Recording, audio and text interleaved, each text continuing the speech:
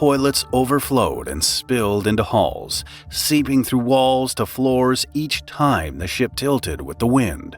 Before long, yeah, I ain't gonna lie, at this point, bro, I'm gonna just jump in the water, bro. Take my chances with the sharks. Maybe meet a whale, ride its back, and get on land, bro. What's good, YouTube? It's your boy 4D Shams. Today we're gonna be reacting to the poop cruise from hell. When you think of everything that could go wrong on a cruise liner, I bet being asked to poop in a biohazard bag falls pretty low on that list. But for more than 3,000 passengers aboard the Carnival Triumph, that became a daily reality. Feces-covered walls, food fights, and a sprawling tent city on the decks earned the cruise its infamous name, the Poop Cruise from Hell. The Triumph, billed as the pride of the Carnival Group, is the length of 3 football fields, boasts 13 decks with 4 swimming pools, 7 whirlpools, and a massive casino floor. On board Carnival's fun ship, expectations were high. Sadly, this ill-fated trip would make memories for very different reasons. What is it with these oversized ships and always failing when people expect them to work the most? I ain't gonna lie, we keep having like Titanic reruns. Triumph set sail from Galveston, Texas for the Gulf of Mexico on Thursday, February 7th, 2013 for what was thought to be a 4-day cruise. Initially, it was all plain sailing, with late-night parties, onboard entertainment, great weather, and mouth-watering buffets for the guests. The highlight of the cruise was set to be a stop in Cozumel, Mexico. Here, passengers could disembark, frolic in azure waters, shop to their heart's delight, and return for a night of festive onboard activities.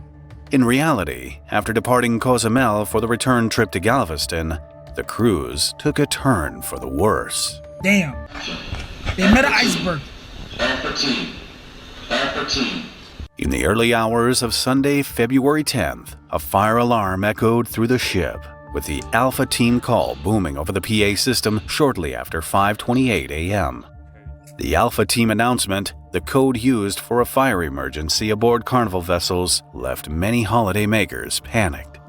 Guests on the first and second decks opened their doors to find smoke-filled hallways. Chaos broke out, with passengers scrambling for life jackets and frantically searching for friends and loved ones.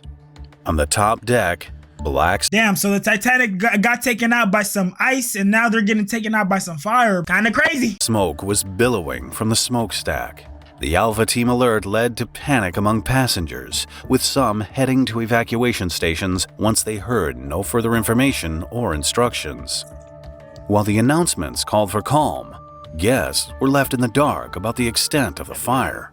Folks, there's no need to be at the muster stations. We do ask at this time that you do proceed back to your staterooms, back to your cabins. As I say, there is a situation in the engine control room, in the engine room, but it is under control. So we do ask that you please make your way back to your cabins at this time. There's no need to be waiting in the muster stations. Thank you.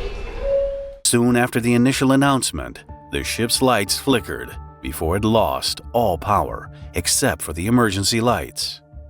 The blaze, which was contained in the engine room through an automatic fire. Not gonna lie, at this point, I would low-key be scared of the other passengers within the cruise. Because, you know, once some lights go off, motherfuckers start doing all sorts of freaky, unusual stuff, bruh. All the stealing, robbing, unaliving. Fire suppression system was reportedly quelled by 6:08 a.m.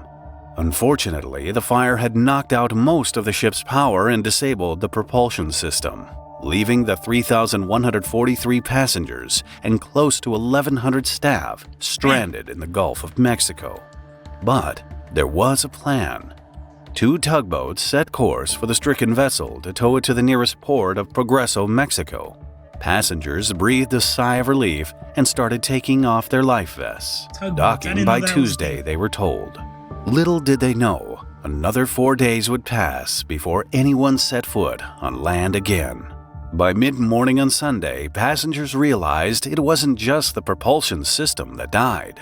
The air conditioning. Am I crazy for saying this? But as long as the ship didn't sink, I would low-key enjoy it, bruh. To me, it'd be like an extended vacation. Conditioning, running water, elevators, and, worst of all, the septic system had also failed. Oh. That's when the cruise director. Now see, that right there, that changes everything. Drop me off on land immediately. And I'm possibly gonna sue. Delivered a message that left passengers horrified. We're going to deliver some red bags to your cabins, to the bathrooms if you can. If you need to do a number 2, you need to poop, please do it in the red bag and drop it off in the bins, in the corridors. And if you need to do a number 1, that's a wee, please do it in the shower. Thank you, folks, and I'll be back with any more updated info.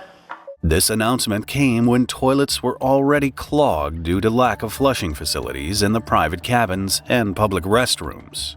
The now infamous red poop bags were just too much to bear for many passengers.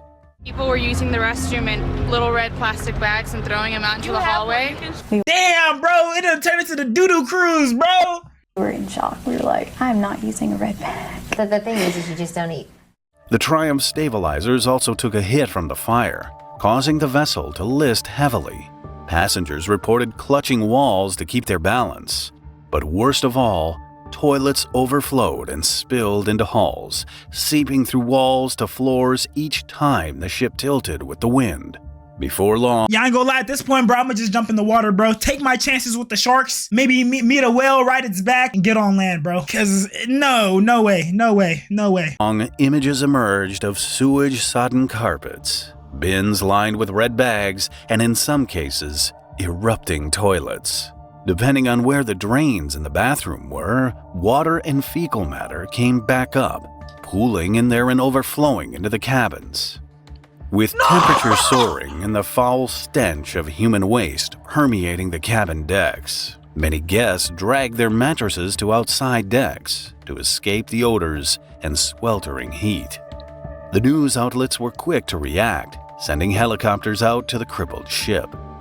Soon, images of what would become known as Tent City flooded news channels as passengers started using bed sheets. Bro, how about y'all sending some planes to rescue these people, bro, from this doo-doo hell, bro? Towels Doodle and rope cruise. to construct makeshift accommodations on the tanning deck.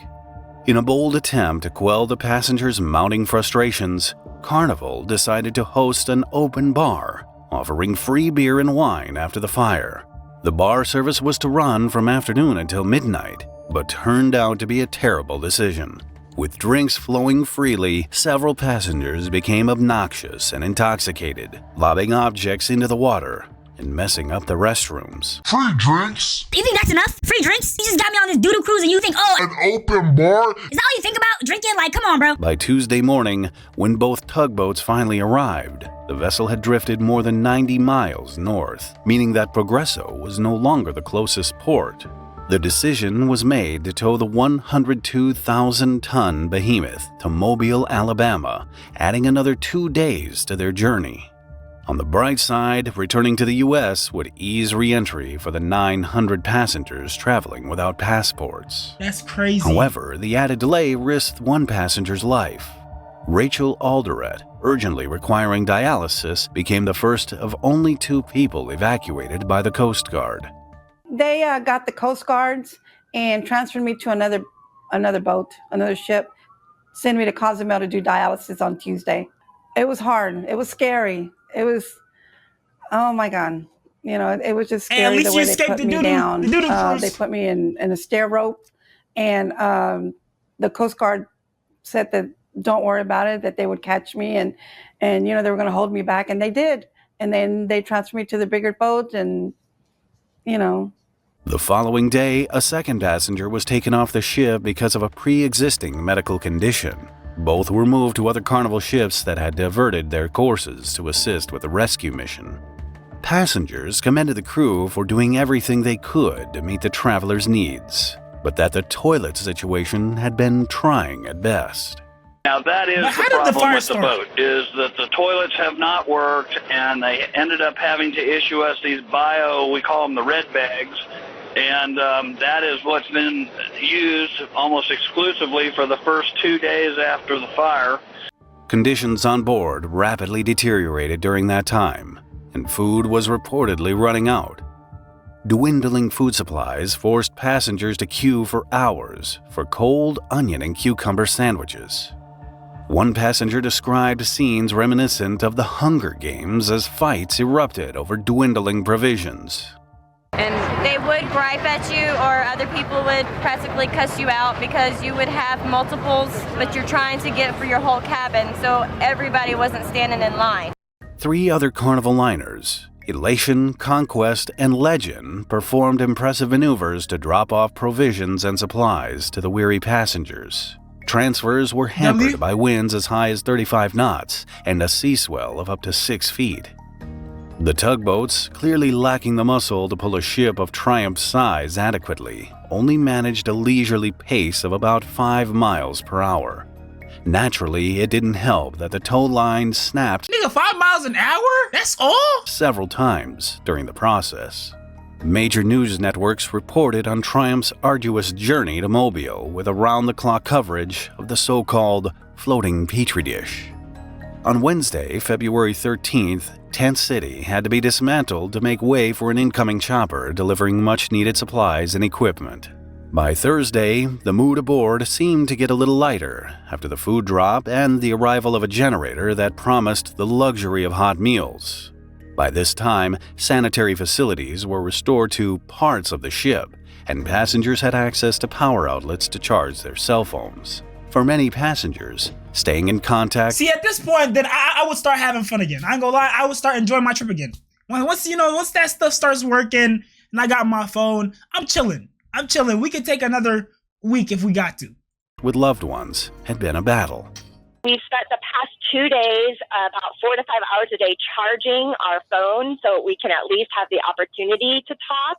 The only time we get cell reception is if one of the other cruise ships comes close enough to us. So we've all been frantically charging, and we've actually rigged charging stations from ship computers to try to I'm sure we're going to blow up the ship doing it. In Mobile, worried family and friends gathered at the port, anxiously awaiting the first glimpses of the Triumph and their loved ones. She said it was terrible. She said, Mama, when everybody get off this bus, everyone's probably going to have a little psychological help. The Triumph was the largest cruise ship ever to dock at Mobile, and its final leg into the port required more than 6 grueling hours of careful nighttime maneuvering as 4 tugboats ushered it up a 30-mile ship channel across the shallow bay. The passengers finally started disembarking at about 10 p.m. on Thursday. Carnival CEO Gary Cahill was among the many waiting at the port. He thanked the crew on board the vessel for their tireless efforts to keep the passengers comfortable and apologized to everyone for the situation.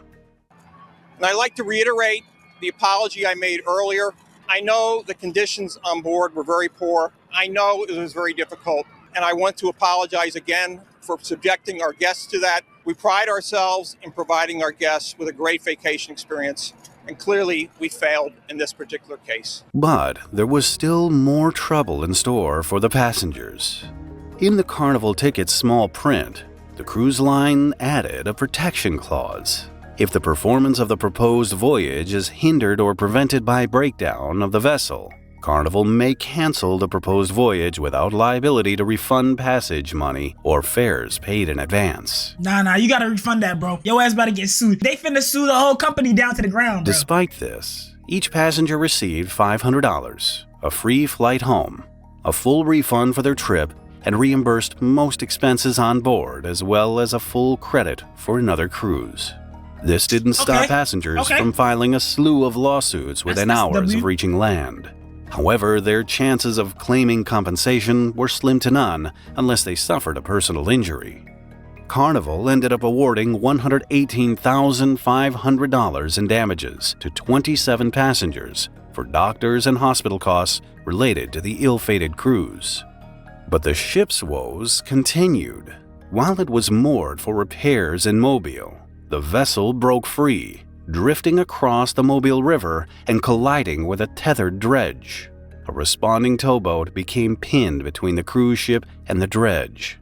Tragically, one person died and another was injured.